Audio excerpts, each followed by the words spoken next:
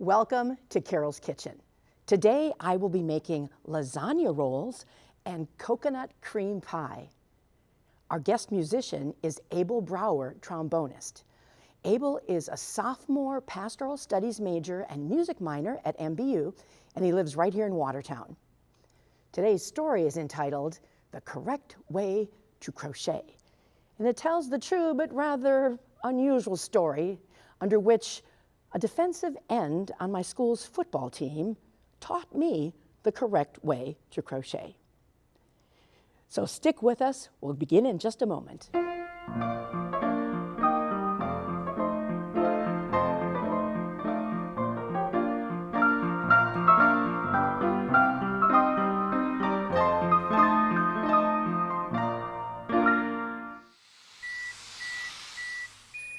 First on today's menu are lasagna rolls.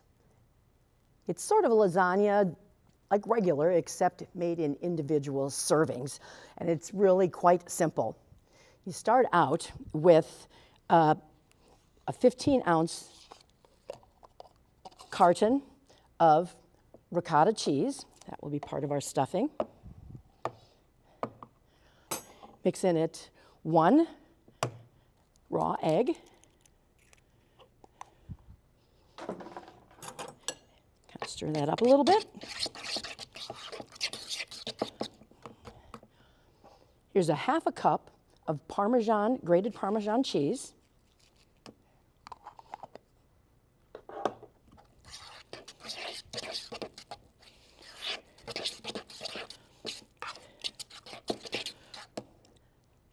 I've got a 10-ounce package of frozen spinach, which I have already thawed and squeezed out the liquid. And if I'll get the last little bit of liquid out of it, a ball of spinach. So we'll break that up. That was the whole 10-ounce package of it.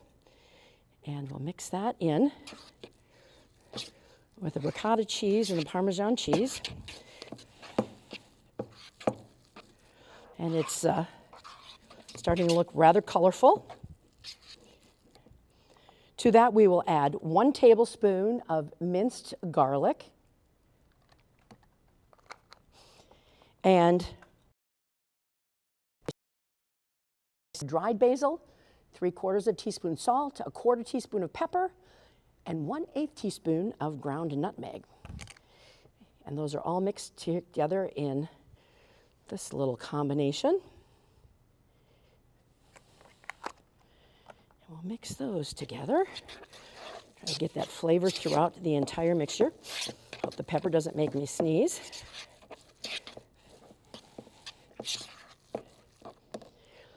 Use a total of a 1.5 cups of mozzarella cheese, but in this mixture we just put 3/4 of it, which is half of the cheese that the recipe calls for, and we will reserve the other 3/4 of a cup for garnishing the top before we put it in the oven.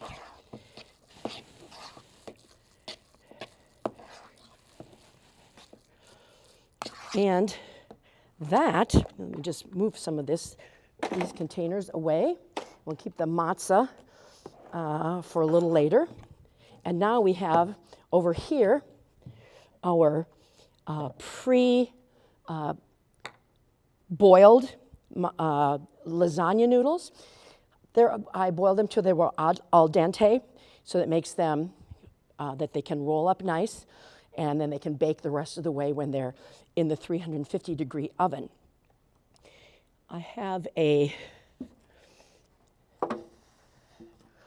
pan, just a regular 9x13 pan, that we will put the lasagna rolls in, but we'll start out by putting about 1 cup of spaghetti sauce, marinara sauce, whatever sauce is your favorite, to give it a little bit of a platform upon which to rest. And then we take 1/4 cup of this mixture and place it on each lasagna noodle.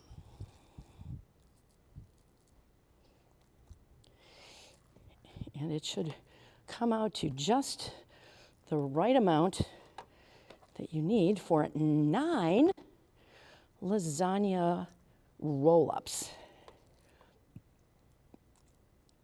I'll spread these across. I've got them resting just on a clean towel. Any other, clean surface would be fine. And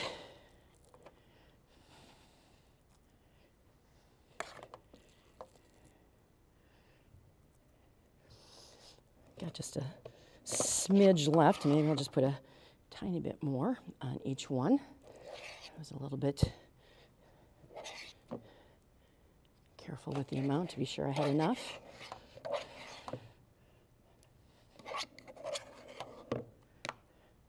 So it probably is more like a rounded quarter cup. Now we will take spread this. So try to keep it within the boundaries of the ruffles, shall we say, of the lasagna noodles, and so that they don't squish out the sides. And spread them down all the way.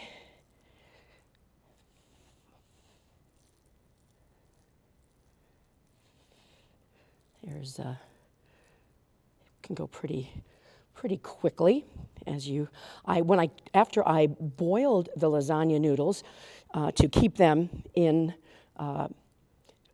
pliable condition. I coated them each just lightly with olive oil, and that would help them to stay pliable, because I did make them a little while ago. They're pretty fresh. Okay.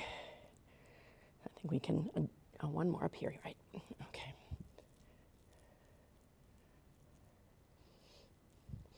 So now begins the big rolling thing. So just simply roll them up and place them seam side down in the cake pan, the 9x13 pan. I think we can get 3 rows of 3.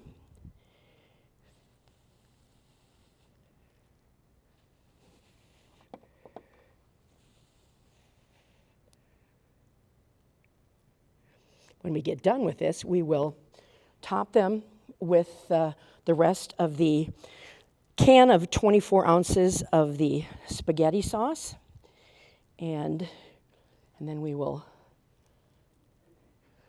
garnish them with the other 3/4 cup of the mozzarella cheese. A couple of the noodles, the edges went a little rogue while they were being cooked, but I think I can keep them under control. And we got a couple little extra things in here, but I'll just put them in there with it. And then we've got 2 more. Keep the stuff inside. Nice. Okay.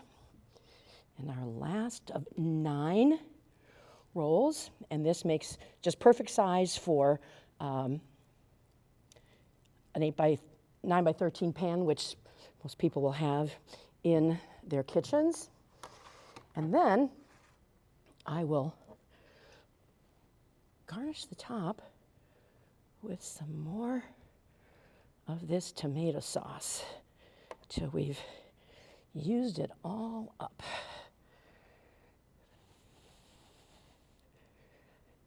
Boy, that looks lovely. And then we have the final 3/4 cup of Parmesan cheese that we will top these with.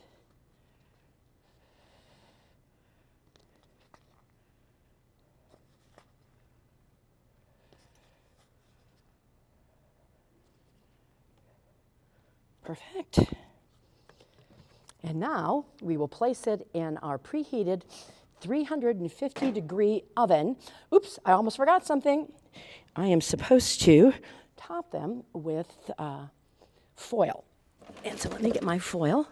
Light cover of foil over the top here, just so if it spills a little bit, that nothing bad spatters all over the oven. There we go.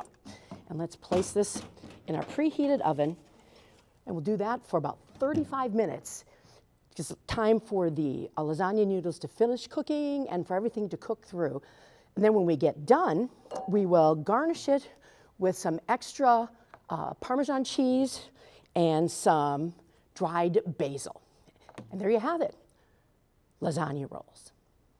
Baroque composer Johann Ernst Galliard composed the first 6 of his sonatas for bassoon and harpsichord at the request of George Friedrich Handel's bassoonist. They premiered on May 17th, 1733. Over the years, these sonatas have been adopted by low brass players as part of their standard repertoire. Today, Abel Brower will play the first 2 movements of Galliard's Sonata No. 1.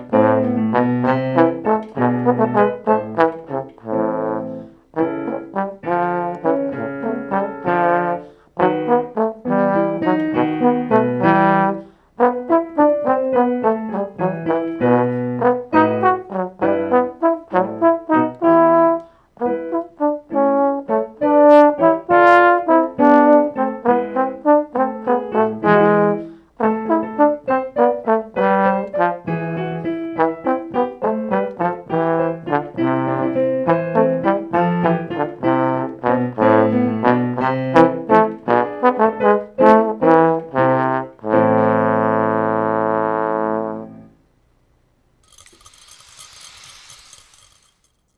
on the menu is coconut cream pie.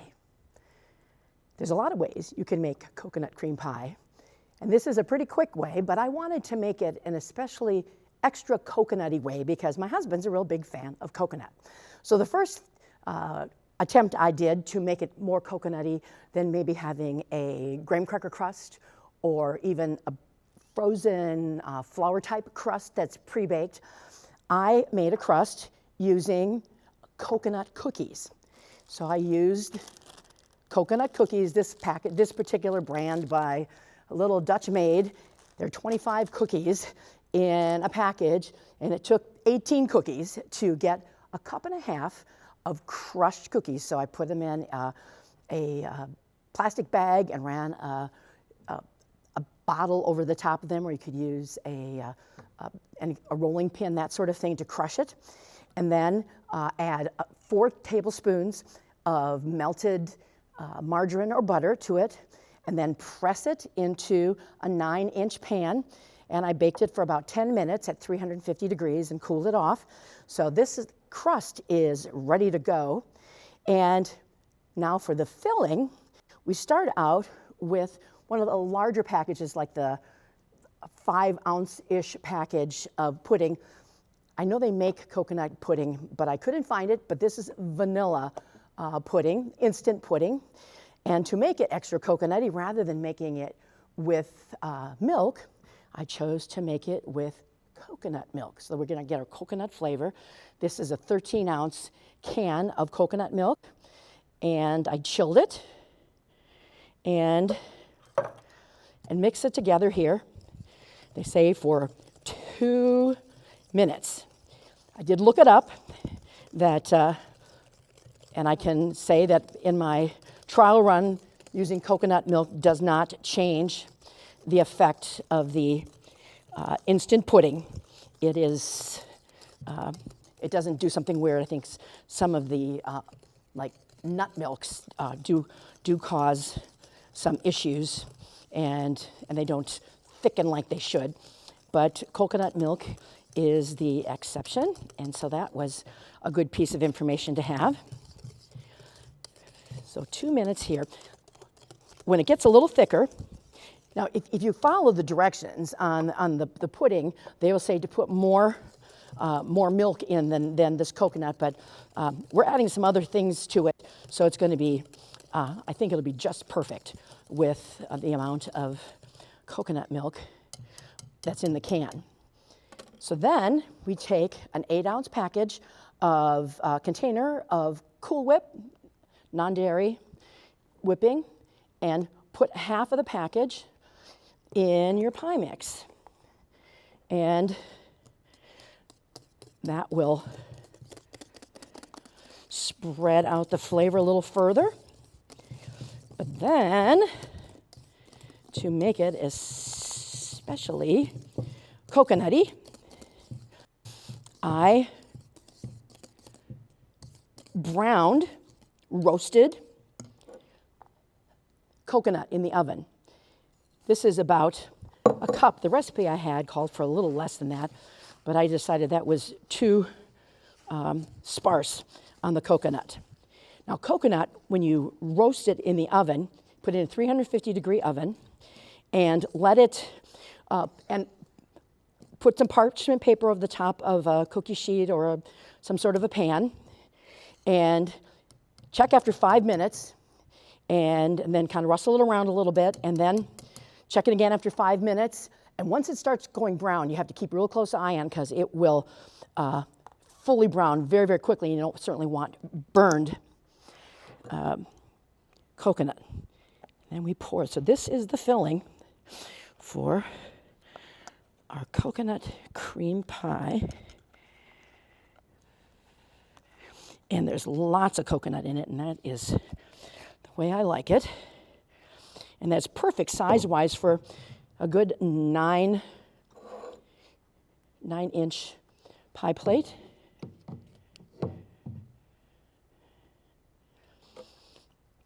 And then we will top it with the rest, the other half of the Cool Whip, and kind of put it around a little bit around the whole thing so that you can kind of meld the different peaks together and create your whipped cream topping, which looks so fluffy and wonderful.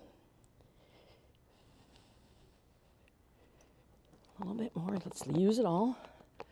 You could cut calories by using a light kind of whipped cream, or actually I chose today just to go whole hog and have the rich and creamy version of the Cool Whip.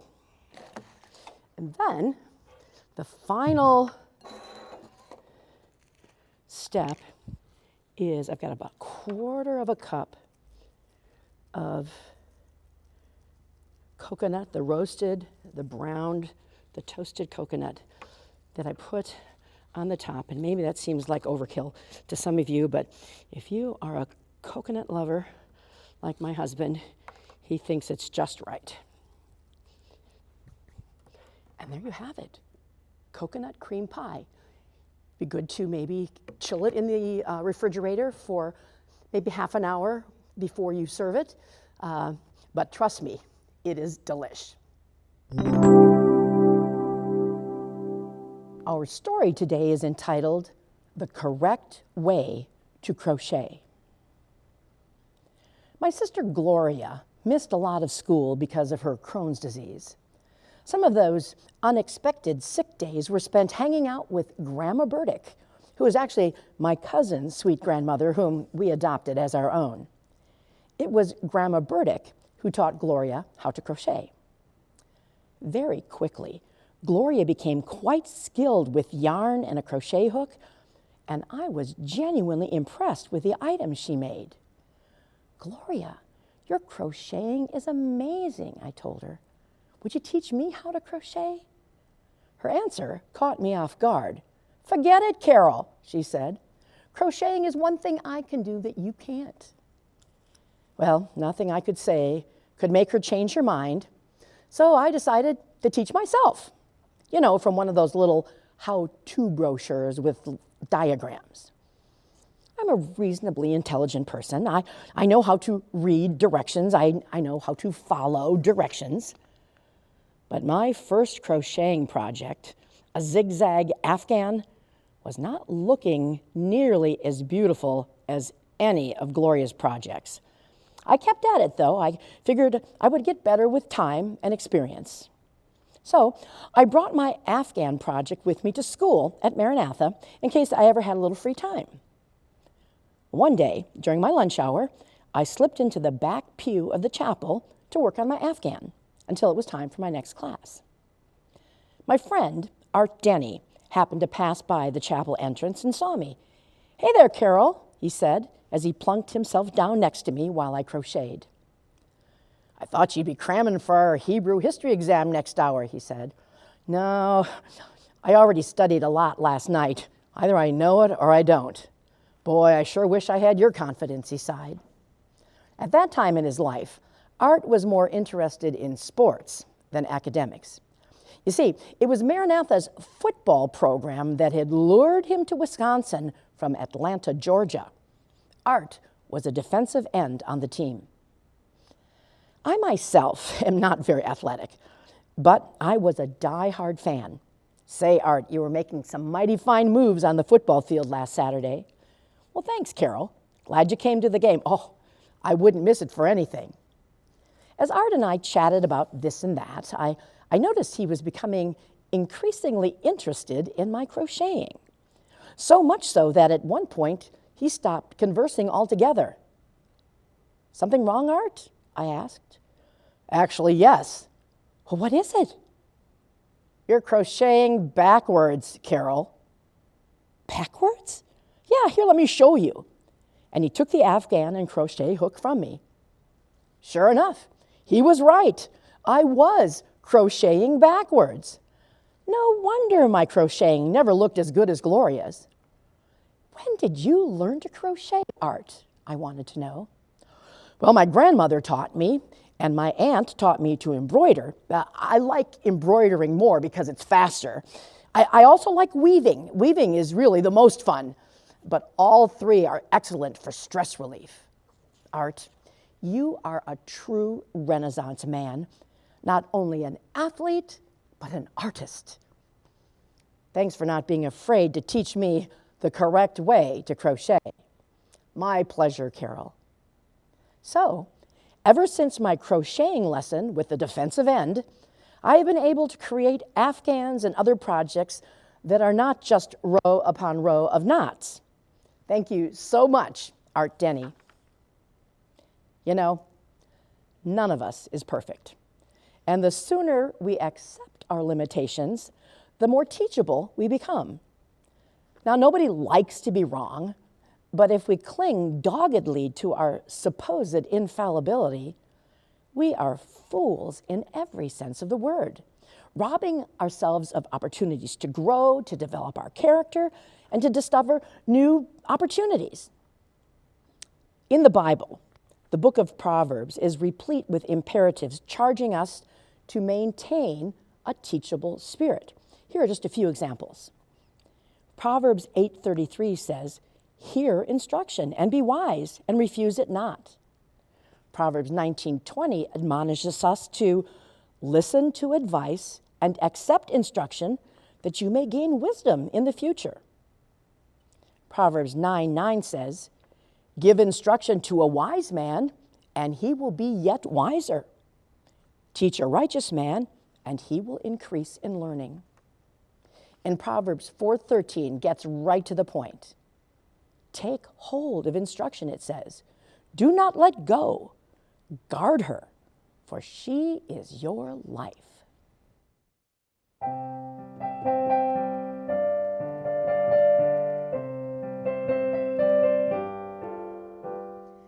Give instruction to a wise man, and he will be yet wiser.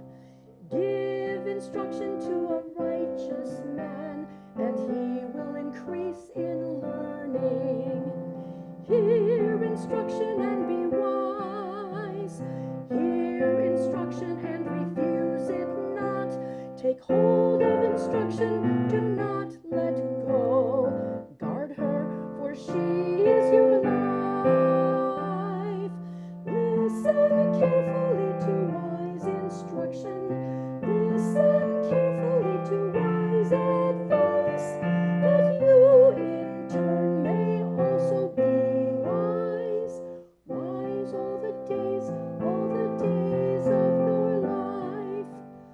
Give instruction to a wise man, and he will be yet wiser. Give instruction to a righteous man, and he will increase in learning. And he will increase in learning.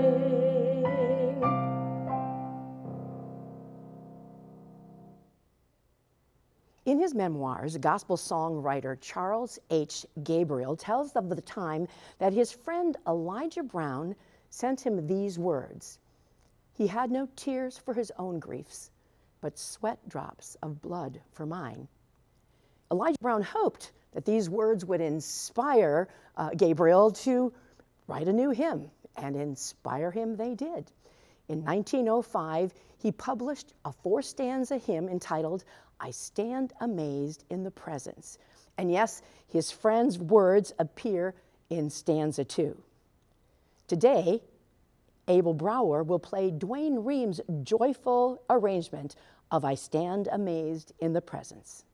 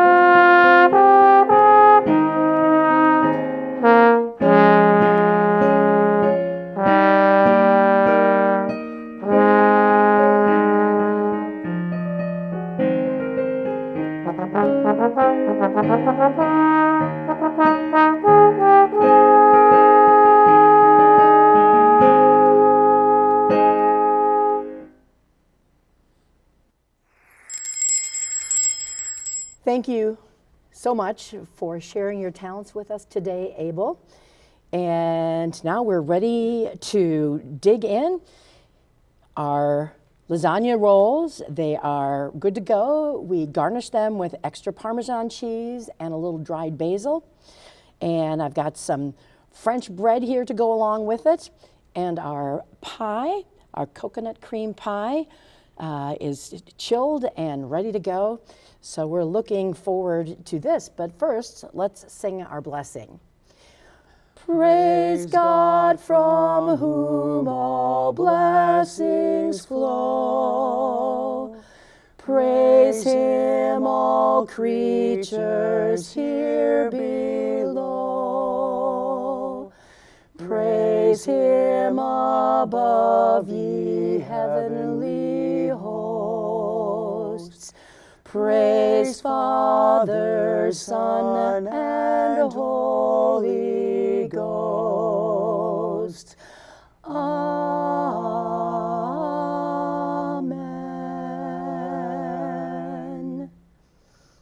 Okay, well, let's give this a shot. I am looking forward to this.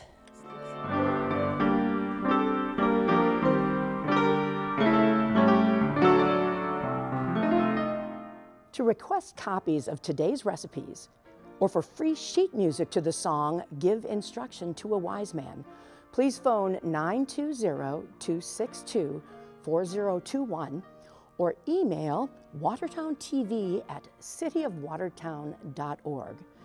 This program can be watched at your pleasure on the City of Watertown's YouTube channel. Thanks for watching. Please join us next time for Carol's Kitchen.